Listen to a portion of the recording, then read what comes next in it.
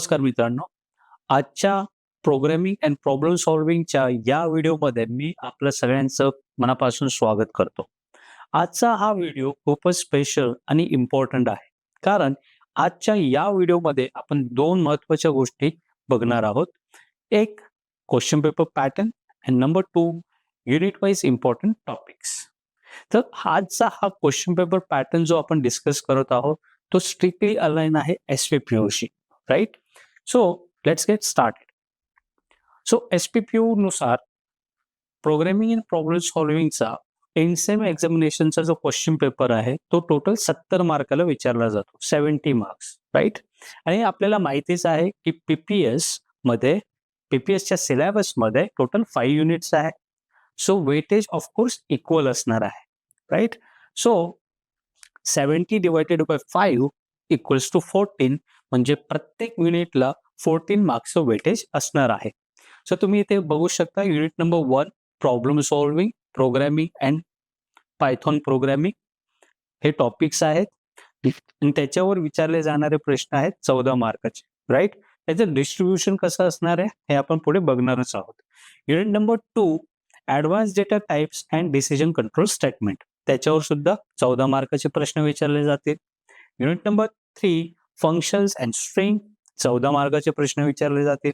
Unit number 4 file handling and dictionaries, त्याच्यावर सुद्धा of course 14 मार्काचे प्रश्न विचारले जातील. आणि lastly unit number 5 object oriented programming, त्याच्यावर सुद्धा 14 मार्काचे प्रश्न विचारले जातील.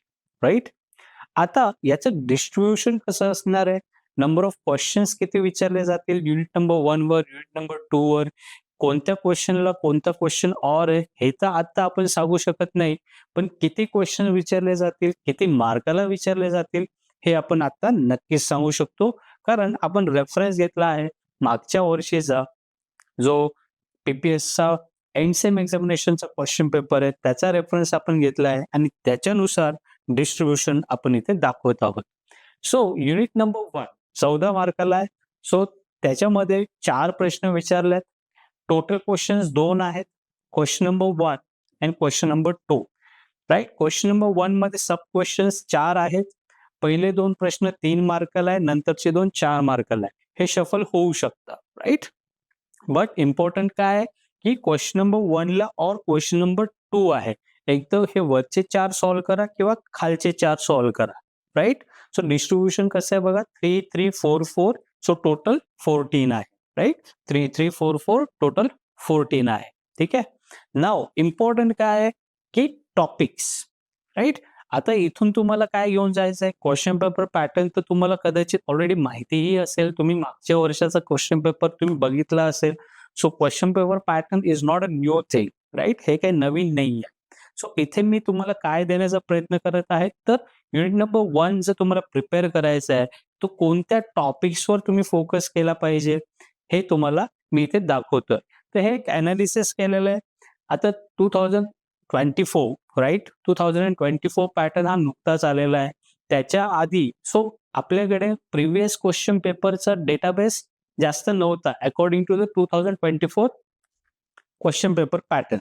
राईट?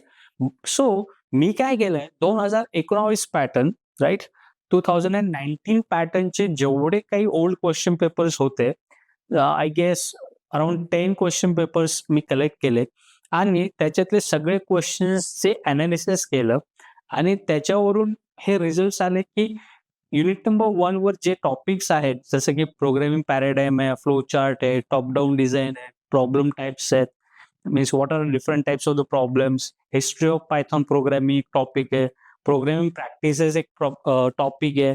तर मागच्या 2019 पॅटर्नच्या मागच्या काही क्वेश्चन पेपर्समध्ये या वेगवेगळ्या टॉपिक्सवर किती वेळा किती प्रश्न विचारले गेलेत यानुसार हे अनालिसिस केलं. तर असं दिसून आलं की प्रोग्रामिंग पॅराडाइमला जास्त वेटेज दिले गेले, म्हणजे त्याच्यावर जास्त प्रश्न विचारले गेलेत. त्याच्यानंतर फ्लो चार्टवर विचारले गेलेत. सो तुम्ही हे जे बार्स बघू शकता, हे बार्स तुम्हाला दाखवतायत की मोठा बार म्हणजे याच्यावर जास्त वेळा प्रश्न विचारले गेले. सो डिक्रीजिंग ऑर्डरमध्ये आहे, डिसेंडिंग ऑर्डरमध्ये आहे. तर तुम्हाला लगेच इथे लक्षात घ्यायला पाहिजे की जेव्हा तुम्ही युनिट नंबर 1 प्रिपेअर करणार तेव्हा तुम्ही सगळ्यात पहिले फोकस दिला पाहिजे अशा प्रश्नांवर ज्याच्यात प्रोग्रामिंग पॅराडाईम इन्क्लूड आहेत, राईट? सो तुम्ही प्रोग्रामिंग पॅराडाईम हा टॉपिक पहिले लर्न केला पाहिजे. त्याच्यानंतर तुम्ही लर्न केला पाहिजे फ्लो चार्ट. फ्लो चार्टमध्ये वेगवेगळे सिम्बॉल्स काय असतात, राईट? त्याचं मिनिंग काय असतं, राईट? सो ऑल दिस थिंग. व्हाईल लूप जर तुम्हाला फ्लो चार्टमध्ये दाखवायचं तर कसं दाखवणार? फॉर लूप जर दाखवायचं, इफ एल्स लूप दाखवायचं तर फ्लो चार्टमध्ये कसं दाखवणार, right? So top down design approach कसा असतो प्रॉब्लेम सॉल्व्हिंगचा.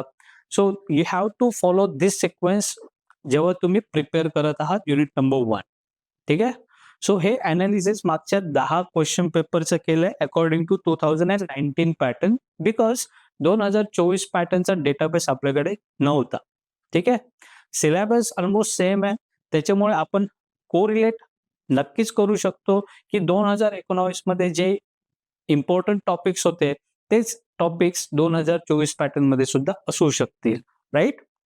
So this is important guys, right? हे महत्वाचं आहे. या व्हिडिओमध्ये क्वेश्चन पेपर पॅटर्न ज्यांना माहिती नव्हतं त्यांना तर कळालंच आहे, पण ज्यांना ऑलरेडी माहिती होतं तर त्यांच्यासाठी नवीन काय, so this is new for you and I think this is very important. ठीक आहे? Let's go for the unit number 2. आता युनिट नंबर 2 पण 14 मार्काला विचारला जाणार आहे आणि त्याच्यात पण तुम्हाला 2 प्रश्न असतील. क्वेश्चन नंबर 3 असेल त्याला और क्वेश्चन नंबर 4 असेल. आता इथे पण सब क्वेश्चन्स आहेत 4-4 आणि वेटेज पण तुम्ही बघू शकता 3-3, 4-4 आहेत. टोटल 14 होतात इथे. मग आता युनिट नंबर 2 जे आहे तुमचं advance data types and decision control statement. आता याच्यामध्ये जेव्हा तुम्ही स्टडी करणार तर नेमकी कोणत्या टॉपिकवर फोकस करायला हवं तर तुम्ही इथे क्लिअर कट बघू शकता. डिक्शनरी या डेटा टाइपवर तुम्ही फोकस करायचा आहे. इफ एल्स स्टेटमेंट जे आहे, इफ एल्स स्टेटमेंट जे आहेत, फॉर लूप आहे, ब्रेक अँड कंटिन्यू स्टेटमेंट आहे. What are the different data types, while loop, list, indentation. So less weightage इंडेंटेशनला पण तुम्ही बघू शकता हे वरचे जे आहेत 4, राईट? यांच्यावर खूप वेळा प्रश्न विचारले गेलेत, राईट?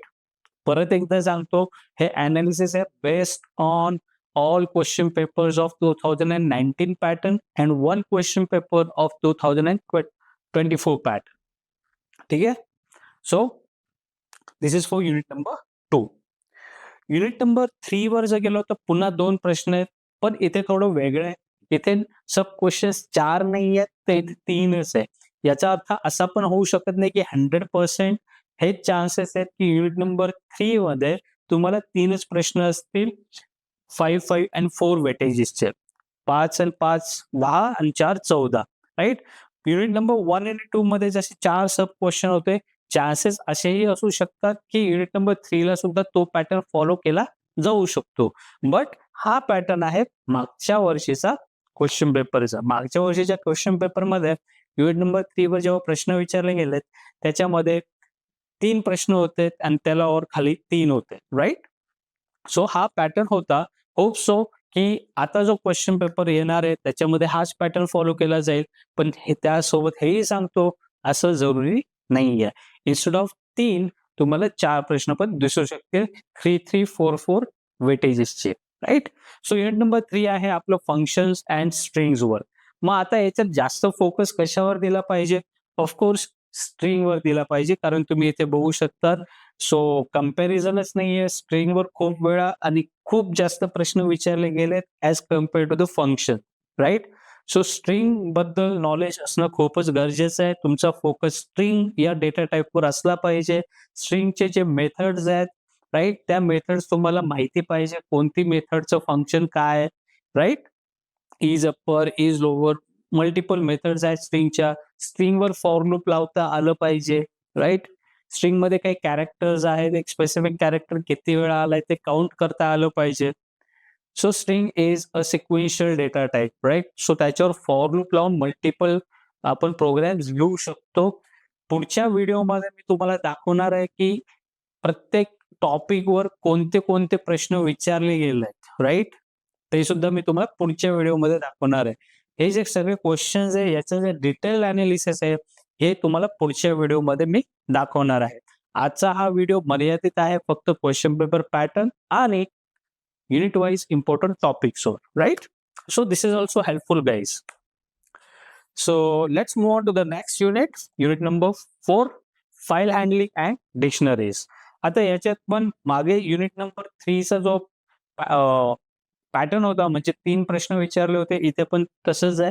3 प्रश्न विचारलेले आहेत मागच्या वर्षी. होप सो येणाऱ्या क्वेश्चन पेपरचा पॅटर्न पण असाच असावा. 5-5-4. एक तर क्वेश्चन नंबर 7 सॉल्व्ह करा किंवा क्वेश्चन नंबर 8 सॉल्व्ह करा. एक तर हे 3 सॉल्व्ह करा किंवा खालचे 3 सॉल्व्ह करा.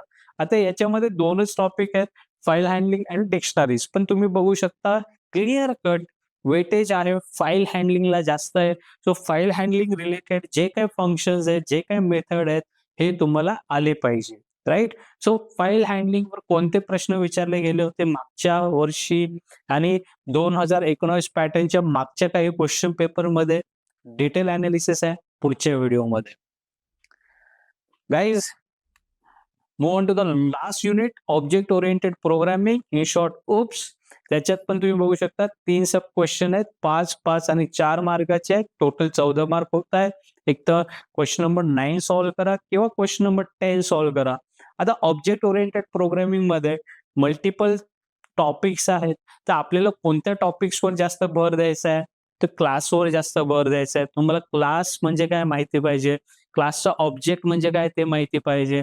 तुम्हाला एखादा क्लास जर क्रिएट करायला लावला तर तो क्रिएट करता आला पाहिजे. क्लासमध्ये काही व्हेरिएबल्स असतात, तर कोणते कोणते व्हेरिएबल असतात, for example local variable, global variable. So त्याच्याबद्दल तुम्हाला माहिती पाहिजे. सेकंड टॉपिक तोच आहे, क्लासच्या रिलेटेडच आहे. सो क्लास म्हणजे काय, तर क्लास तुम्हाला क्रिएट करता आला पाहिजे. त्याच्यामध्ये जे व्हेरिएबल्स आणि आयडेंटिफायर असतात त्याच्याबद्दल प्रश्न विचारले जातात जास्त करून. त्याच्यानंतर टाइप्स ऑफ आर्ग्युमेंट. जेव्हा तुम्ही एखादा क्लास क्रिएट करतात, त्याच्यामध्ये जेव्हा एखादं फंक्शन तुम्ही लिहितात, त्या फंक्शनमध्ये आपण वेगवेगळे आर्ग्युमेंट्स देतो. त्या वेगवेगळ्या आर्ग्युमेंटचे तुम्हाला टाइप्स माहिती असले पाहिजे. ठीक आहे. For example keyword argument, default argument, pillars of OOPs महत्वाचा टॉपिक आहे. भलेही तो शेवटी आला इथे, पण महत्वाचा टॉपिक आहे. नंबर ऑफ टाइम्स क्वेश्चन कमी विचारले गेले असतील, पण विचारले गेलेलेच आहे, राईट? नंबर ऑफ टाइम्स कमी आहेत, बट विचारले गेले. What are the pillars of object oriented programming?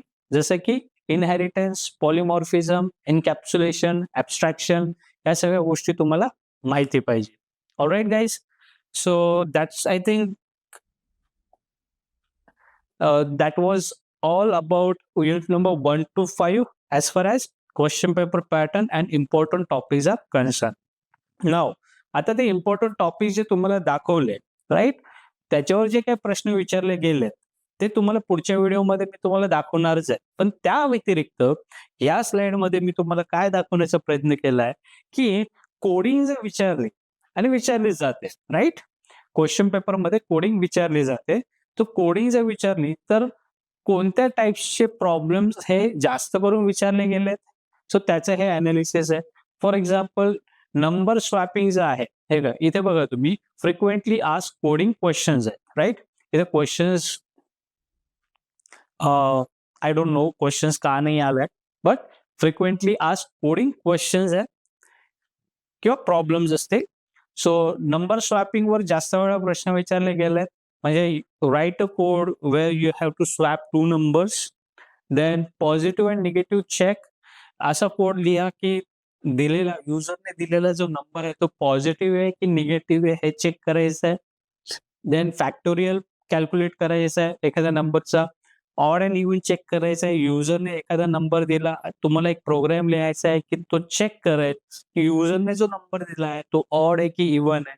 So हे एक अनालिसिस तुम्हाला दाखवलंय की number of times number swapping वाला जास्त विचारला गेलाय, पॉझिटिव्ह निगेटिव्ह चेक वाला त्याच्यानंतर विचारला गेलाय. सो सगळ्यात कमी विचारला गेलाय सम ऑफ एन नॅचरल नंबर्स वाला. स्ट्रिंगला रिव्हर्स करण्याचा प्रोग्राम लिहा. हे कमी वेळा विचारले गेले, पण विचारले गेलेले आहेत, राईट? सो हे सगळे प्रश्न विचारले गेलेत, पण कोणते जास्त करून विचारले गेलेत तर तुम्ही ते क्लिअर कट बघू शकता. डिसेंडिंग ऑर्डर मध्ये आहे, right? So I think this is it for this video. I hope this is gonna be helpful for you in your study, right? So तुम्ही जेव्हा स्टडी करणार युनिट वाईज कोणत्या टॉपिकवर focus करायचा आहे क्लिअर कट दिसतंय. All right guys, तर भेटूया पुढच्या व्हिडिओमध्ये ज्याच्यामध्ये मी तुम्हाला एक clear cut detail question analysis म्हणजे क्वेश्चनचं ॲनालिसिस डिटेलमध्ये केलेलं आहे आणि त्यावरून तुम्हाला अजून एक पिक्चर व्हेरी, व्हेरी क्लिअर होणार आहे, की कोणते क्वेश्चन्स कशाप्रकारे विचारले जातात आणि किती वेळा विचारले जातात, जेणेकरून तुम्ही तुमची प्रिपरेशन स्ट्रॅटेजी ठरवू शकतात. तर भेटूया पुढच्या व्हिडिओमध्ये. Thank you.